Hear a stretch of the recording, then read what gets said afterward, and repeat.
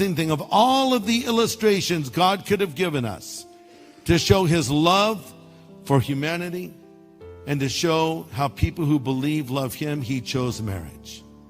Love your wife as Christ loved the church. So Jesus is effectively saying, hey world that doesn't believe, check this out. You see the way that Christian husband loves his wife? That's how much I love my church. Look at that example. And then he says, hey, people, look at that lady there, that married woman. You see how much she loves her husband? That's how much my church loves me. That's why it's so important to keep our marriages together, because it's a powerful witness.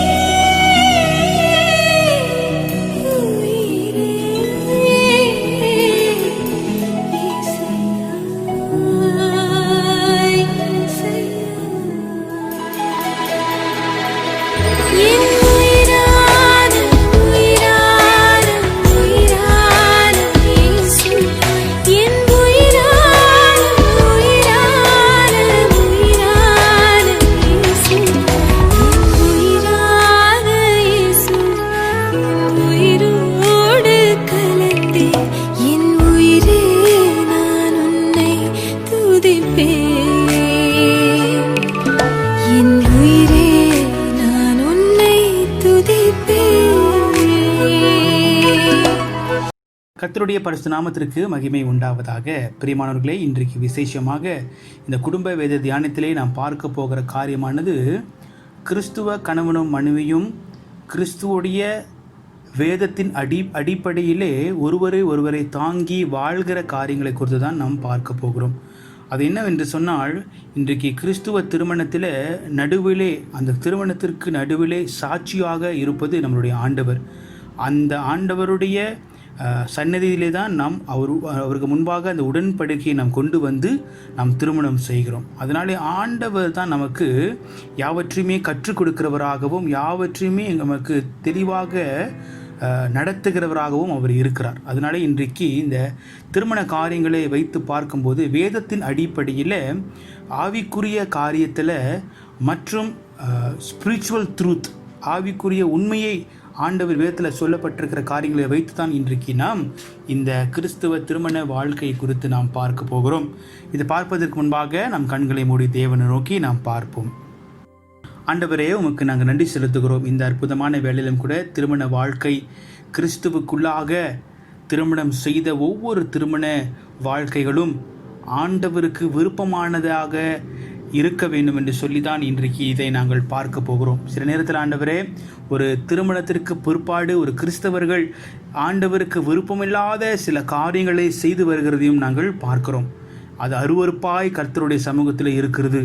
ஆனால் இன்றைக்கு ஒரு கிறிஸ்துவ, அதாவது ஆண்டவரை பின்தொடர்ந்து வருகிற ஒரு கணவனும் மனைவியும் ஆண்டவர் கற்றுக் கொடுத்த வேதத்தின் அடிப்படையின் காரியங்களை கற்றுக்கொண்டு ஒருவரை நேசிக்கவும், ஒருவர் மேல் மரியாதை வைக்கவும், ஒருவர் தாங்கவும் கர்த்தர் கொடுத்திருக்கின்ற இந்த வேதத்தின் மூலியமாக ஆண்டவரே, நாங்கள் அதை கை கொள்ளும் போது நிச்சயமாகவே ஒரு வெற்றி சிறந்த திருமண வாழ்க்கையை எங்களுடைய வாழ்க்கையில் நீ வைத்திருக்கிறீர் ஐயா.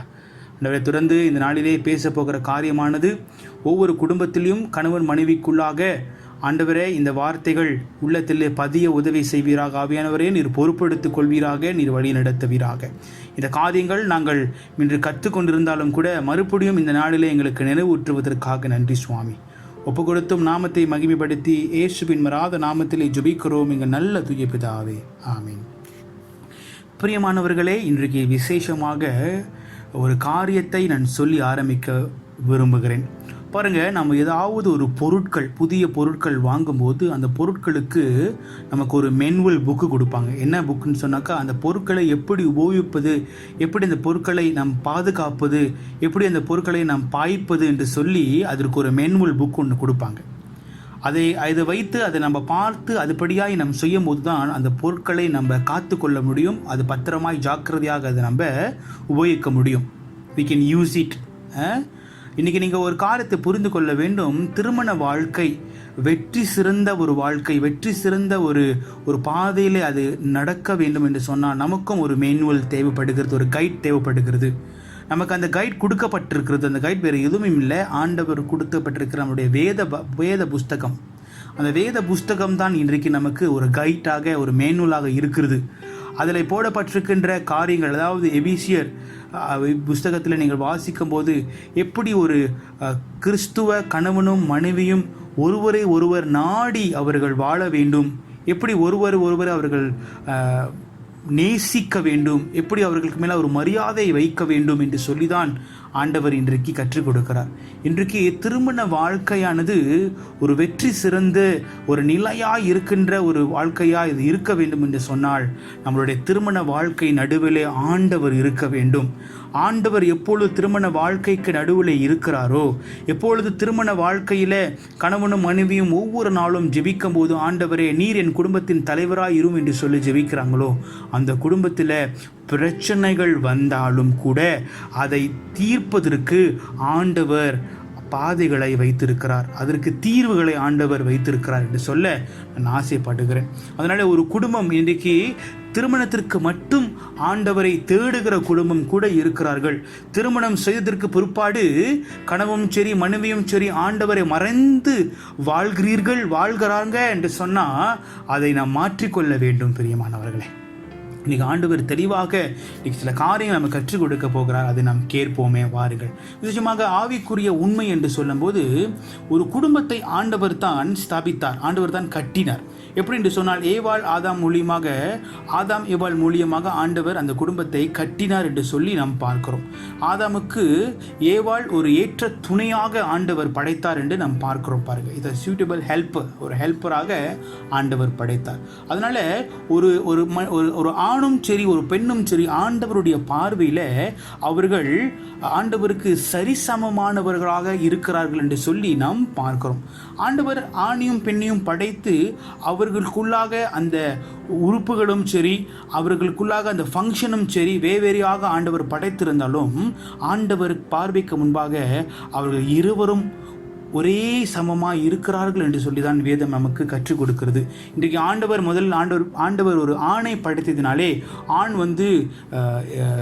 தகுதி உள்ளவன், பெண்ணை இரண்டாவது படைத்ததினாலே பெண் தகுதி இல்லாதவள் அப்படின்ற ஆண்டவர் வேதத்தில் சொல்ல கிடையாது. ஆண்டவர் இருவருக்கும் ஒருவர் துணையாக இருப்பார்கள் என்று சொல்லி தான் ஆண்டவர் படைத்தார். வேதத்தில் நாம் தெளிவாக பார்க்கிறோம். ஆதாமை படைத்ததற்கு பிற்பாடு ஆதாமுக்கு ஒரு ஏற்ற துணை வேண்டுமே, ஆதாம் மற்றும் தனியாக இருக்கிறாரே என்று சொல்லிதான் ஏவாளை ஆண்டவர் படைத்தார். இன்றைக்கு ஆதாமும் ஏவாளும் சேர்ந்துதான் ஒரு குடும்பத்தை உருவாக்க முடியும். ஒரு ஆணும் ஒரு பெண்ணும் சேர்ந்துதான் ஒரு குடும்பத்தை உருவாக்க முடியும், ஒரு குழந்தையை பெற்றெடுக்க முடியும். அதற்கு இருவருடைய ஒத்துழைப்பும் தேவை, இருவரும் ஒன்றாக ஆக வேண்டும். அதுதான் குடும்ப வாழ்க்கை. அதனால பிரச்சனைகளோ மன கஷ்டங்களோ எது இருந்தாலும் அதை எல்லாம் ஆண்டவருடைய பாதப்படிக்கு கொண்டு போகும்போது தான் அந்த குடும்பம் அழகாக நடத்த முடியும், கட்ட முடியும் என்று சொல்ல நான் ஆசைப்படுகிறேன். பாருங்கள், ஒரு குடும்பத்தில் ஆணை ஆண்டவர் படைத்ததினாலே வேதத்தில் ஆண்டவர் சொல்லுகிறார், இன்றைக்கு ஒரு குடும்பத்தின் தலையாக ஒரு குடும்பத்தின் தலைவராக ஒரு ஆணை தான் ஆண்டவர் வைத்திருக்கிறார் என்று சொல்லி நாம் பார்க்கிறோம்.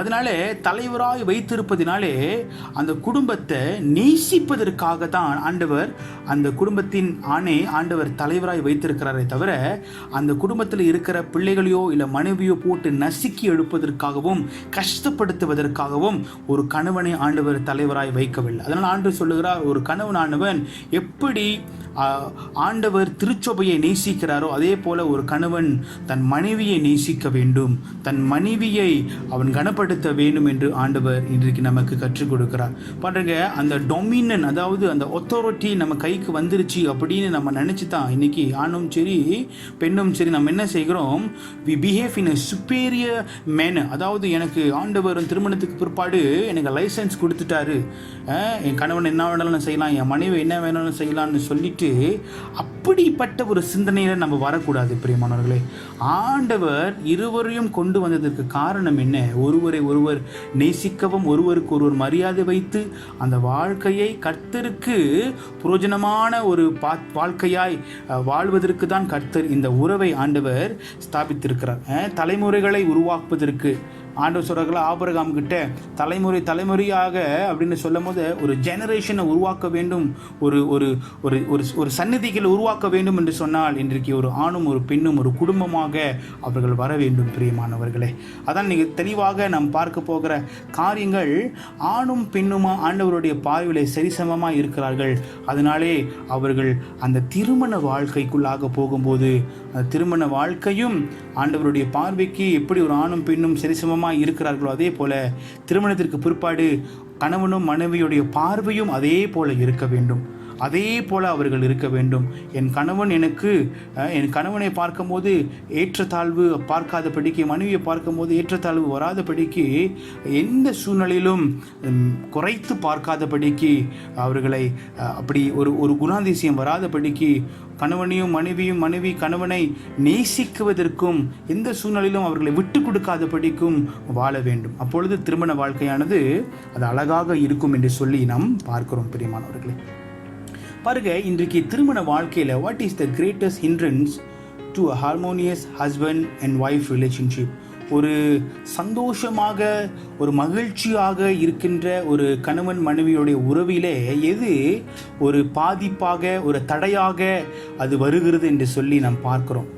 தடையாக வருவது என்னவென்று சொன்னால், தவறாக புரிந்து கொள்வது, மிஸ் அண்டர்ஸ்டாண்டிங். பாருங்க, அந்த கணவனும் மனைவியும் அவர்களுடைய they came from the different background.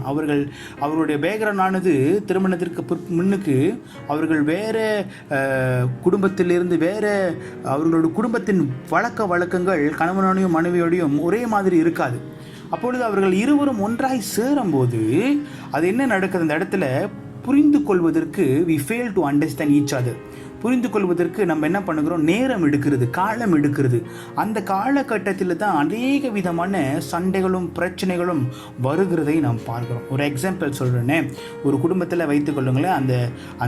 அந்த கணவனுடைய குடும்பத்தில் நீங்கள் பார்த்தீங்கன்னா, அவர்கள் வீடை சுத்தம் செய்கிறவர்களாக இருக்க மாட்டார்கள். ஆனால் மனைவி பார்த்தீங்கன்னா ரொம்ப சுத்தமாக, ரொம்ப ஒரு நாளைக்கும் அந்த போட்ட துணியை துவைக்க போட்டுருணும், ரொம்ப க்ளீனாக இருக்காங்கன்னு வைத்துக்கொள்ளுங்களேன். இவங்க ரெண்டு பேரும் வரும்போது மாட்டோம். ஏன்னு சொன்னால், இவங்க ரெண்டு பேர்த்துக்குள்ள மிஸ் அண்டர்ஸ்டாண்டிங் வர ஆரம்பிச்சிடும். நான் இப்படி தான் இருந்தேன், நீ என்னை கண்ட்ரோல் பண்ணுற, நான் இப்படி தான் இருந்தேன், ஏன் கண்ட்ரோல் பண்ணுறேன்னு சொல்லி இப்படிப்பட்ட பிரச்சனைகள் வருவதற்கும் அந்த இடத்துல நாம் பார்க்குறோம். பிரியமானவர்களே, ஒன்று என்னன்னு சொன்னால், புவர் கம்யூனிகேஷன் ஸ்கில். ரெண்டு பேருக்கும் அந்த பேச்சுவார்த்தைகள், இது செட்டில் பண்ணுவோம், எப்படி செட்டில் பண்ணுவது, எப்படி சரி செய்வது என்று சொல்லி பேச்சுவார்த்தைகளை அவர்கள் பேச தெரியாமல் இருப்பதினாலே, சண்டை போடுகிறவர்களாக இருப்பதினாலே அந்த இடத்துல அந்த உறவு பாதிப்புக்குள்ளாய் வருகிறதை பார்க்கிறோம். பிரியமானவர்களே, இன்னொரு நீங்கள் பார்க்கும்போது பிஸி, அதாவது நேரம் இல்லாமல் இருப்பதனாலே கணவனும் மனைவிக்கு நேரம் கொடுப்பதில்லை, மனைவியோ கணவனுக்கு நேரம் கொடுக்கறதில்லை. வேலை முடிஞ்சு வந்தாலும் வீட்டில் அவங்களுடைய சொந்த வேலையை செய்து கொண்டு பார்த்து கொண்டு இருக்கும்போது ஏதாவது ஒரு பிரச்சனை, அதெல்லாம் மனசில் வைத்து கொண்டு ஒரு பிரச்சனை அந்த இடத்துல வருகிறதை நம்ம பார்க்குறோம். பிரியமானவர்களே, அடுத்தபடி நீங்கள் பார்த்தீங்கன்னா, ஒரு கிரேட் ஹிண்ட்ரன்ஸ் சொன்னீங்கன்னா, குடும்பத்தை நடத்துவதற்கு போதுமான பயிற்சிகள் இல்லை, பயிற்சி எடுப்பதில்லை, கற்றுக்கொள்வதில்லை. அதனால் அந்த ரோல், ஒரு ஹஸ்பண்டோட ரோல், ஒரு ஒய்ஃபோட ரோல் தெரியாமல் இருப்பதினாலே என்ன நடக்குது? அந்த இடத்துல பிரச்சனை வருகிறதை நாம் பார்க்குறோம். பாருங்கள், அந்த காலகட்டத்தில் மனைவிகள் தான் அடுப்படியில் சென்று வேலை செய்ய வேண்டும், சமைக்க வேண்டும், அதெல்லாம் மனைவிகளோட வேலை என்று சொல்லி விட்டுருவாங்க. ஆனால் இப்போ இருக்கிற சிச்சுவேஷனை நீங்கள் பார்த்தீங்கன்னா, ஒரு மனைவி வேலைக்கு போகும்போது, ஒரு கணவன் வீட்டில் இருக்கும் போது அந்த கணவன் சமைக்க வேண்டும், ஒரு மனைவி வீட்டில் இருக்கும் போது அந்த கணவன் வேலை செய்யும் போது அந்த மனைவி சமைக்க வேண்டும். அப்படியே விட்டு கொடுத்து ஒரு வேலைகளை செய்வது இந்த காலகட்டத்தில் இருக்கிறதை நாம் பார்க்கிறோம்.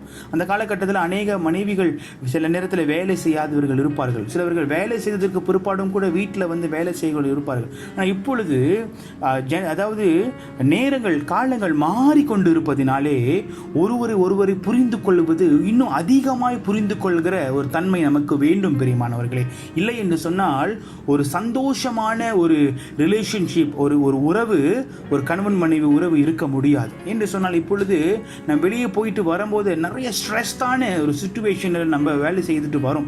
அதனால் வந்ததுக்கு பிற்பாடு அந்த ஸ்ட்ரெஸ்ஸெல்லாம் என்ன செய்கிறோம், எங்கே கொட்டுறோம்னு தெரியாமல் வீட்டில் கொட்டிடுறோம். அதான் பிரச்சனை. ஸோ அதனால தான் நடக்குது, நம்மளோட ரோல் நமக்கு தெரியணும், என்ன செய்கிறோம் நமக்கு தெரியணும், குடும்பத்தை நடத்த தெரியணும், பேலன்ஸான ஒரு லைஃப் ஸ்டைல் இருக்கும் என்று சொன்னால் நிச்சயமாகவே குடும்பத்தில் பிரச்சனை வருவதை நாம் குறைக்க முடியும். பிரியமானவர்களே, The Bible teach how the husband and wife should function. வேதம் நமக்கு கற்றுக் கொடுக்கிறது எப்படி கணவனும் மனைவியும் செயல்பட வேண்டும், எப்படி ஒருவர் அவர் தாழ்த்தி, எப்படி ஒருவரை நேசித்து, எப்படி ஒருவரை கை கொடுத்து தூக்கி எடுக்கிறதே பார்க்கிறவே தவிர ஒருவர் யார் பெட்டராக இருக்கிறாங்க, யார் யாருக்கு மேலாக பெட்டராக இருக்கிறாங்கன்னு சொல்லிட்டு போட்டி போடுவது அப்படிப்பட்டது இல்லை.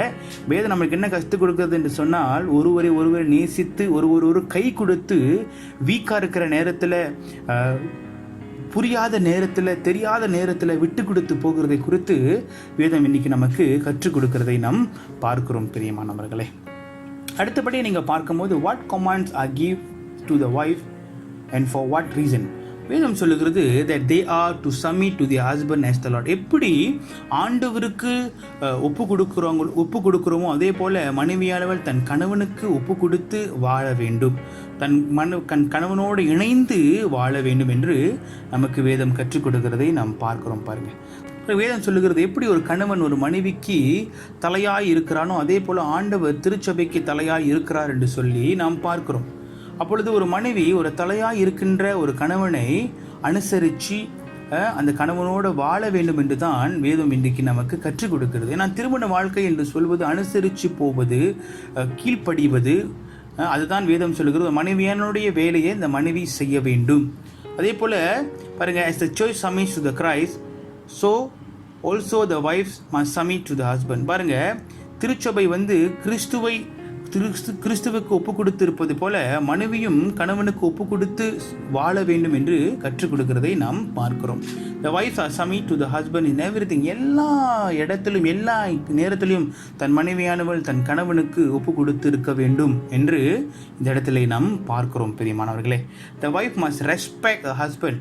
பாருங்க, மனைவியானவள் தன் கணவனுக்கு மரியாதை கொடுக்க வேண்டும் என்று இன்றைக்கு வேதம் நமக்கு எபிசியர் புஸ்தகத்திலே நமக்கு கற்றுக் கொடுக்கிறது. ஆனால் சில நேரத்தில் பிரியமானவர்களே, மரியாதை என்று சொல்வது ஆண்டவர் சொன்ன வண்ணமாக if you want a respect, ஒரு மனைவி ஒரு கணவனை மதிக்க வேண்டும் என்று சொன்னால் அது டூ வேஸாக இருக்குவது ஆண்டவர் நமக்கு சொல்கிறார். ஏன்னா ஆண்டவருடைய பார்வையில் மனைவியும் கணவனும் ஒரு ஆணும் பெண்ணும் ஈக்குவலாக இருப்பது போல் ரெஸ்பெக்டும் அப்படி தான். எப்பொழுது ஒரு கணவன் ஒரு மனைவிக்கு ரெஸ்பெக்ட் கொடுக்குறாங்களோ அப்போ தான் அந்த மனைவியும் அந்த கணவனுக்கு ரெஸ்பெக்டை கொடுக்கறதுக்கு சுலபமாக இருக்கும். இல்லை என்று சொன்னால் மரியாதை கொடுப்பது அந்த கணவன் நடந்து கொள்வதில் இருக்கிறது. சில கணவர்கள் நடந்து கொள்கின்ற காரியங்கள் தன் மனைவியினாலே மரியாதை கொடுக்க முடியாமல் போகிறதை கூட நாம் பார்க்கிறோம். சில நேரத்தில் நம்ம என்ன சொல்கிறோம், என்ன செய்தாலும் மனைவி எனக்கு மரியாதை கொடுக்கணும் அப்படின்னு நம்ம நினைக்கிறோம். ஆனால் நம்ம மரியாதை கொடுக்கறது போல வாழ்கிறோமா? அது ஒரு பெரிய கேள்விக்குறி அல்லவா? அப்படி நிச்சயமாகவே நீங்கள் மரியாதையான ஒரு வாழ்க்கை, உங்கள் மனைவி உங்களை மதிக்கிற ஒரு வாழ்க்கை நீங்கள் வாழ்ந்து ஆனால் உங்கள் மனைவி உங்களை மதிக்கலைன்னு சொன்னால் அது ஒரு பெரிய பாவமாக இருக்கிறது என்று சொல்லி நாம் பார்க்குறோம். அதனால் மரியாதை என்று சொல்வது இஸ் அ போத் வே. ஒரு கணவனும் மனைவியை மதிக்க வேண்டும், ஒரு மனைவியும் கணவனை மதிக்க வேண்டும். அப்போது தான் அது பேலன்ஸாக இருக்கிறது என்று சொல்லி இந்த இடத்துல நாம் பார்க்கிறோம் பிரியமானவர்களே. அடுத்தபடியாக பார்க்கும்போது what command is given to the husband. மனைவிகளுக்கு மட்டும் ஆண்டவர் வேதத்தில் போடல, கணவர்களுக்கும் ஆண்டவர் கொடுத்திருக்கிறதை நாம் பார்க்கிறோம். பாருங்க, husbands are to love their wife. கணவன் என்று சொல்வது தலையாக இருக்கிறது. ஒரு கணவன் ஒரு மனைவியை நடத்துவது, ஒரு மனைவியை ஒரு தலைவராக இருந்து அந்த மனைவியை வழி நடத்துவது, இதெல்லாம் எதில் நடத்த வேண்டும், எப்படி தலையாக இருக்க வேண்டும் என்று சொன்னால் அன்பிலே, லவ். ஓகே, இந்த அன்பானது ஒரு மனைவி அது ருசிக்கும் போது தான் அந்த கணவனுக்கு மேலாக அந்த மனைவிக்கு ஒரு பாசம், ஒரு விதமான மரியாதை அந்த இடத்துல வருகிறதை நாம் பார்க்கிறோம். ஒரு கணவன் ஒரு மனைவியை நேசிக்க மறந்துவிட்டு அந்த மனைவியை அவன் அதிகமாக அழுத்தத்துக்குள்ளாக கொண்டு வருகிறான் என்று சொன்னால் ஒரு மனைவினாலே ஒரு கணவனை நேசிக்க முடியாது. ஆண்டவர் சொல்லுகிறார், கணவனே நீ உன் மனைவியை நீ நேசிக்க வேண்டும். எப்படி கிறிஸ்து திருச்சபையை நேசிக்கிறாரோ அதே போல் நீ உன் மனைவியை நீ நேசிக்க வேண்டும் என்ற ஆண்டவர் இன்றைக்கு கணவர்களுக்கு ஆண்டவர் சொல்லுகிறதை நாம் பார்க்கிறோம். பாருங்க, husband must love their wife just as Christ loved the church. நான் சொன்ன வண்ணமாக எப்படி ஒரு ஆண்டவர் திருச்சபையை நேசிக்கிறார் அதே போல் கணவனும் தன் மனைவியை நேசிக்க வேண்டும். பாருங்க, நீங்கள் கிறிஸ்து திருச்சபையை நேசிக்காமல் இருந்திருந்தால் தன் ஜீவனை கொடுத்திருக்க மாட்டார். தன் ஜீவனை கொடுத்ததுனாலே திருச்சபையில் இருக்கிற ஒவ்வொரு மனிதனும் காப்பாற்றப்பட்டோம். எதனாலே? அந்த அன்பு. இன்றைக்கி உங்களோட மனைவிக்காக நீங்கள் உங்கள் ஜீவனை கொடுக்க முடியாது. ஆனால் உங்கள் மனைவியை எப்படி ஆண்டவர் தன்னுடைய ஜீவனை கொடுத்து திருச்சபையை நேசித்தாரோ அதே போல் உங்களுடைய ஓன் பாடி, அதாவது husband must love their wife as their own body. எப்படி உங்களுடைய சரீரத்தை நீங்கள் அதிகமாய் நேசிக்கிறீர்களோ அதே போல் உங்கள் மனைவியை நீங்கள் நேசிக்க வேண்டும். உங்கள் சரீரத்தில் ஒரு காயப்பட்டால் எப்படி உங்களுக்கு வலிக்குதோ அதே போல் உங்கள் மனைவி அந்த சரீரத்தை போல் நீங்கள் சிந்திக்க வேண்டும். உங்களுக்கு எப்படி வலிக்கிறதோ அதே போல் என் மனைவிக்கும் வலிக்கும் என்று சொல்லி நீங்கள் சிந்திக்கிறவர்களாக நீங்கள் இருக்க வேண்டும். அதாவது கணவன் must love his wife has love himself. அவனுடைய செல்ஃப், ஒரு கணவன் எப்படி தன்னுடைய வாழ்க்கையை நேசிக்கிறானோ, எப்படி தன் வாழ்க்கையை உடம்பை நல்லா பார்த்துக்கணும், சீக்கு வந்துடக்கூடாது, ஆரோக்கியமாக இருக்கணும் அப்படின்னு நினைக்கிறானோ, தன் மனைவியை அவனை நேசிக்கிறதை போல நேசிப்பான் என்று சொன்னால், எப்பொழுது ஒரு கணவனும் மனைவியும் திருமண உடன்படிக்கைக்குள் போகிறார்களோ இருவர் ஒருவராக அவர்கள் ஆகிறதை நாம் பார்க்கிறோம். அப்பொழுது கணவனும் மனைவியும் வெவ்வேறு அல்ல, ஒன்றாக அவர்கள் இணைகிறார்கள். அப்போது ஒரே சரீரம். அப்போது கணவன் தன்னுடைய சரீரத்தை நேசிப்பது தன் மனைவியை நேசிப்பதை போல இருக்க வேண்டும். அப்பொழுது தான் பிரியமானவர்களே ஒரு ஆரோக்கியமான ஒரு உறவுக்குள்ளாக அது வர முடியும் என்று சொல்லி நீங்கள் புரிந்து கொள்ள வேண்டும். What does submitting involve? எப்படி திருமண வாழ்க்கையில் ஒருவருக்கு ஒருவர் சமர்ப்பித்து வாழ்வது என்று சொல்லி நாம் பார்க்க போகிறோம். முதல்ல ஒபீடியன்ஸ், ஒருவர் கணவனும் மனைவியும் கீழ்ப்படிந்து வாழ வேண்டும். இரண்டாவது அன்பு, கணவன் மனைவியை நேசிப்பது போல மனைவியும் கணவனை நேசிக்க வேண்டும். மூன்றாவது நம்பிக்கை, ஒரு கணவனும் மனைவியும் முதலில் நம்ப வேண்டும். இந்த உறவிலே நம்பிக்கை இல்லை என்று சொன்னால் அந்த உறவு அது நிலைத்திருக்காது, அது செழிப்பாக இருக்காது, அது ஒரு சந்தோஷமான கணவன் மனைவி உறவு இருக்காது. அதனால் கணவனும் மனைவி விசுவாசிக்க வேண்டும், நம்ப வேண்டும். அதே போல் மனைவியும் கணவனை விசுவாசிக்க வேண்டும், நம்ப வேண்டும். அந்த நம்பிக்கை முக்கியமாக வாழ்க்கையில் இருக்க வேண்டும். அடுத்தது கமிட்மெண்ட் சொன்னால் வேலைகளை நீங்கள் பிரித்து கொள்ளலாம். வீட்டுக்கு வந்ததுக்கு பிற்பாடும் சரி, இல்லை வெளியே இருந்தாலும் சரி, உங்களோட கமிட்மெண்ட் வீட்டில் என்ன திருமண வாழ்க்கை என்று சொல்லும் போது இருவரும் கமிட்மெண்ட்டை சரிசமமாக வைத்து கொண்டு வாழுவது தான் இந்த காலகட்டத்துக்கு அது ஒரு ஆசீர்வாதமாக இருக்கிறது என்று சொல்லி பார்க்குறோம். அடுத்தது சரண்டர்னு சொல்லும்போது கணவனும் மனைவியும் அவருடைய வாழ்க்கையை ஒருவருக்கொருவர் சரண்டர் பண்ணி வாழ்வது, விட்டு கொடுப்பது.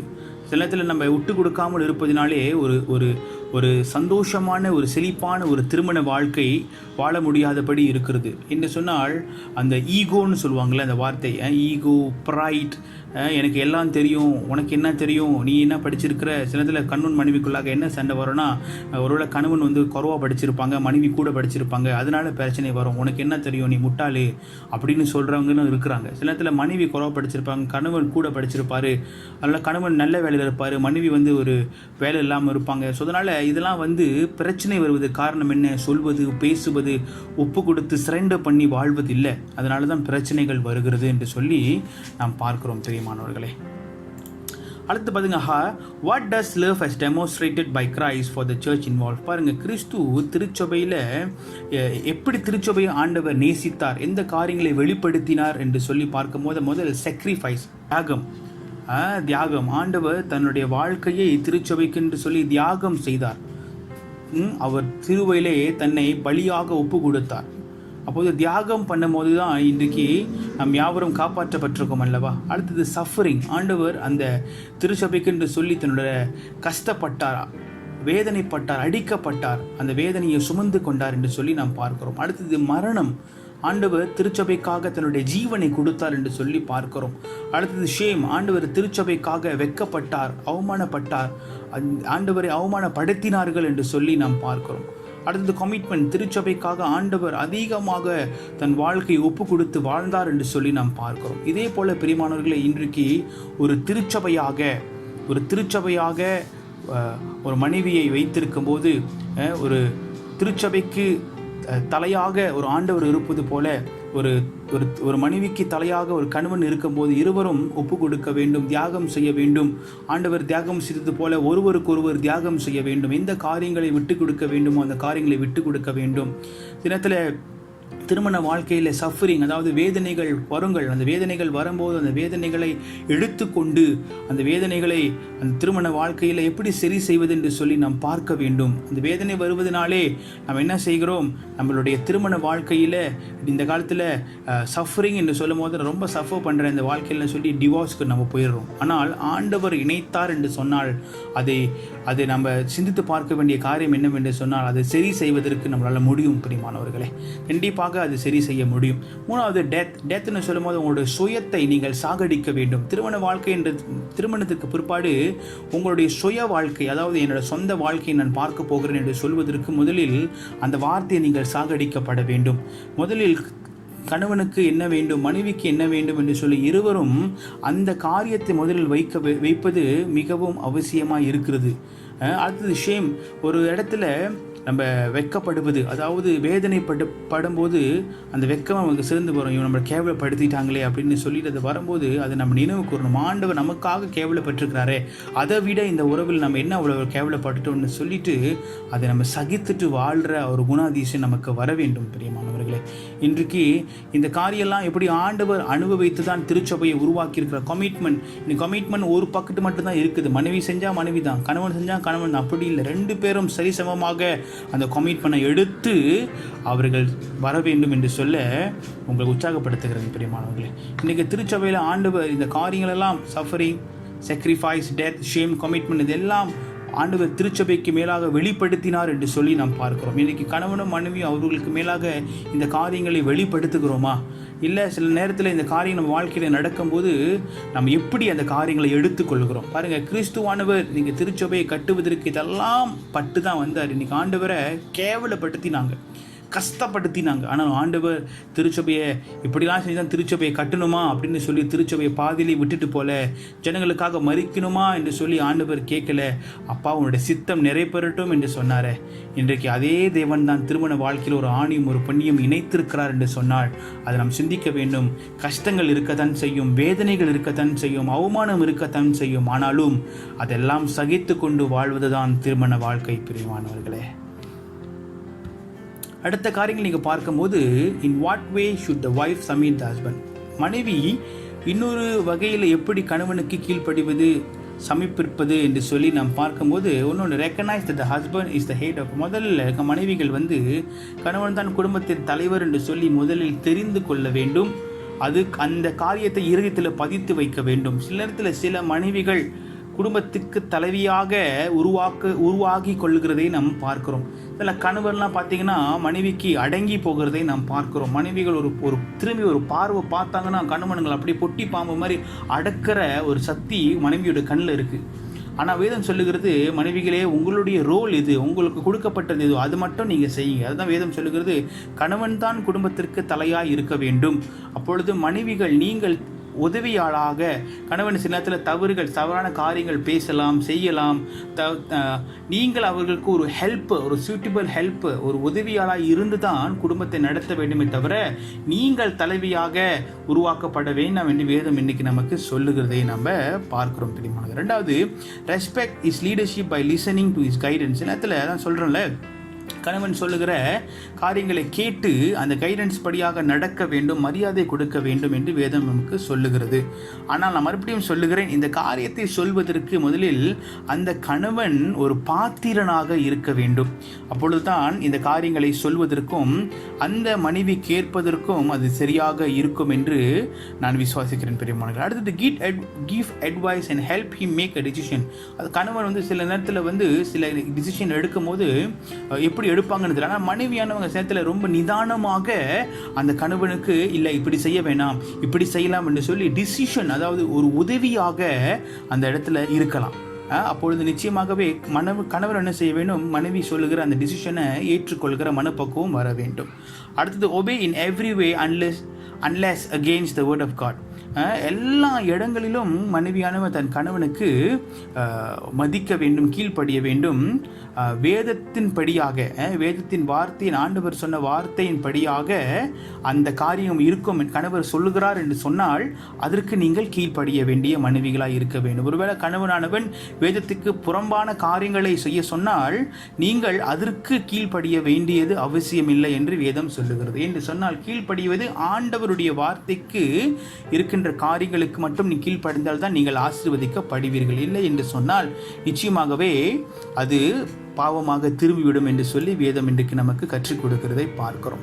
ஸோ அடுத்தபடியாக in what ways should the husband love the wife, அடுத்தபடியாக நீங்கள் பார்க்கும்போது கணவன் எப்படி மனைவியை நேசிக்க வேண்டும் என்று சொல்லி கூட ஆண்டவர் இன்றைக்கு நமக்கு கற்றுக் கொடுக்கிறார். Have genuine concern for her needs, அவங்களுடைய தேவைக்கு முழு மனதோடு அவங்களுக்கு மேலாக, அவங்களோட தேவைக்கு மேலாக ஒரு அக்கறை செலுத்துகிற கணவனாக நம்ம இருக்க வேண்டும்.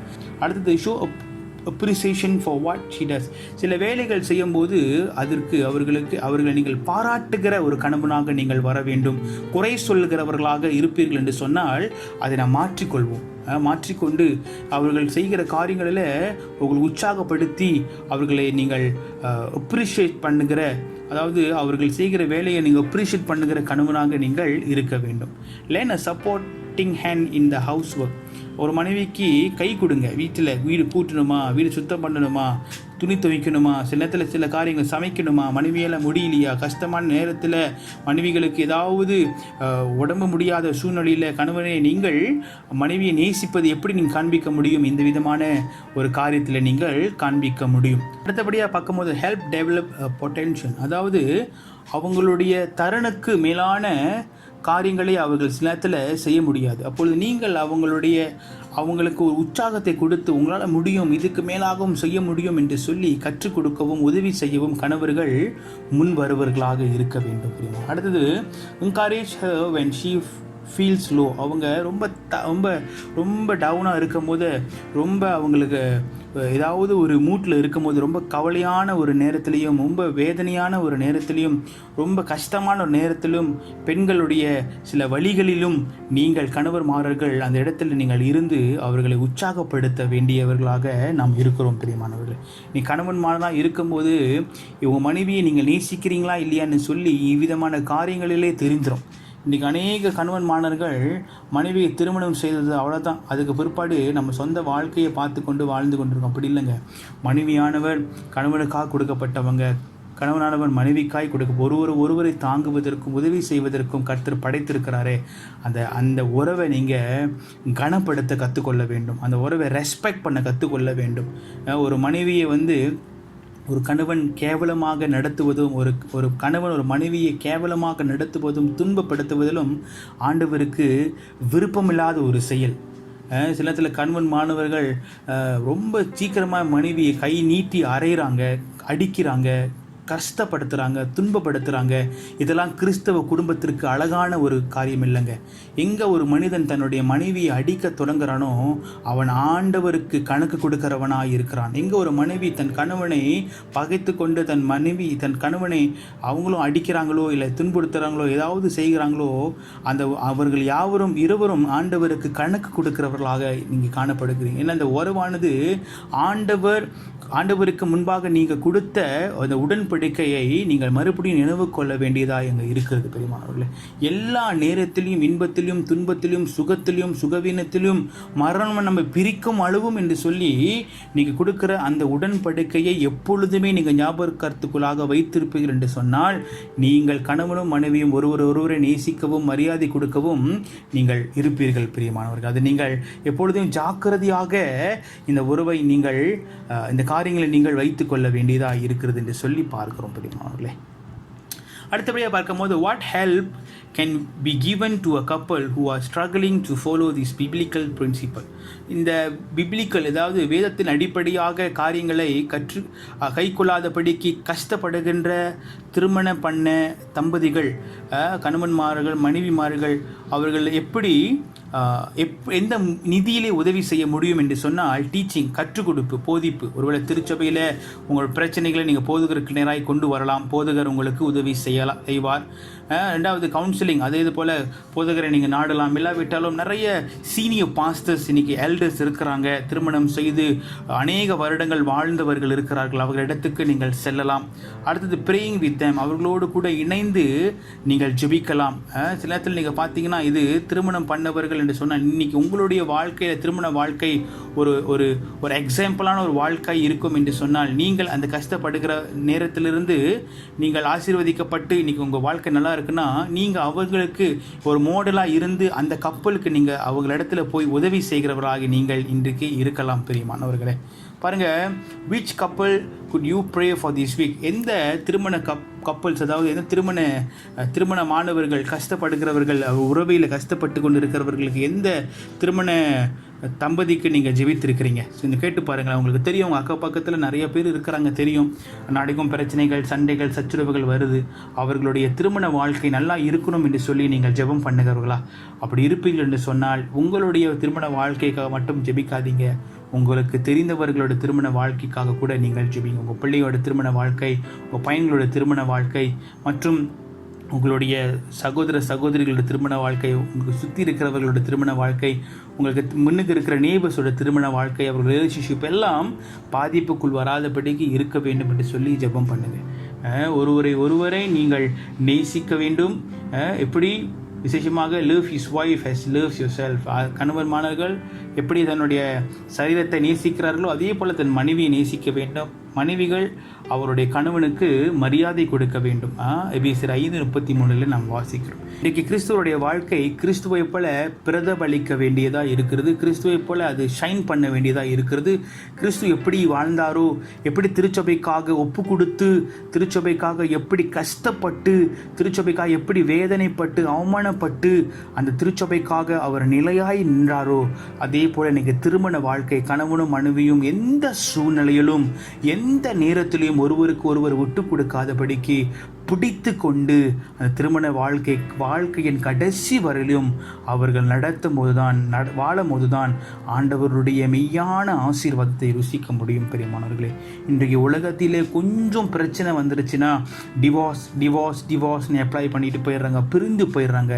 ஒரு மனிதன் பிரிப்பதற்காக ஆண்டவர் சேர்க்கலைங்க, அந்த மனிதன் இணைந்திருந்து குடும்பத்தை கட்டுவதற்காக தான் ஆண்டவர் இணைத்திருக்கிறார். அதனால் எந்த ஒரு தவறான ஒரு முடிவுகளை எடுத்துராதபடிக்கு, எந்த பிரச்சனை, எந்த சூழ்நிலையிலும் ஆண்டவரை உங்களுடைய திருமண வாழ்க்கைக்கு நடுவிலே நீங்கள் அழைத்து வைத்திருப்பீர்கள் என்று சொன்னால், எப்பொழுதும் அப்பா நீர் எனக்கு உதவி செய்யும், ஆண்டவரே எனக்கு உதவி செய்யும், எங்களுடைய திருமண வாழ்க்கைக்கு நீரே ஆதாரமாக நங்கூரமாய் இருக்க வேண்டும் என்று நீங்கள் அவரை கூப்பிடும்போது நிச்சயமாய் உங்களுடைய திருமண வாழ்க்கையானது அசைக்க முடியாதாகவும் ஆசீர்வதிக்கப்பட்டதாகவும் இருக்கும்.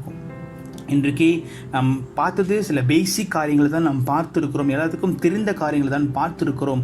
சில நேரத்தில் இந்த காரியத்தை கூட நாம் மறந்து விடுகிறோம், நாம் கை கொள்வதில்லை. ஆனாலும் இந்த காரியங்களை நீங்கள் கை கொள்ள வேண்டும்.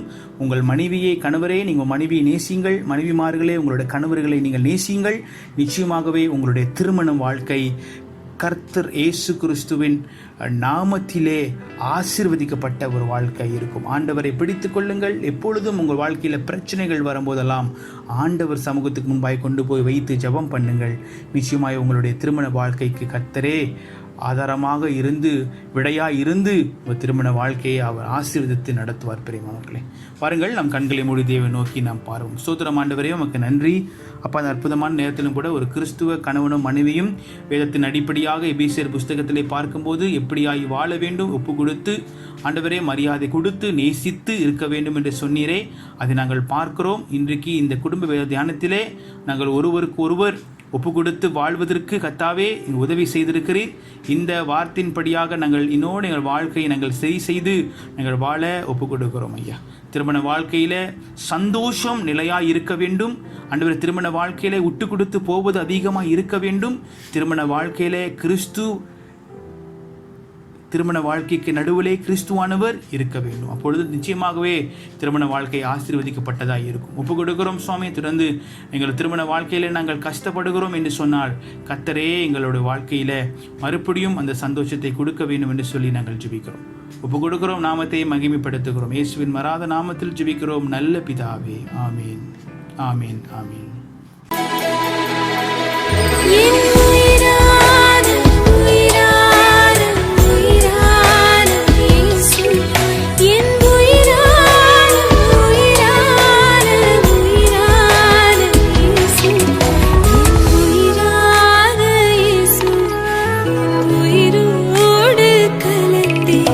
என் உயிரே நான் உன்னை துதிப்பேன்.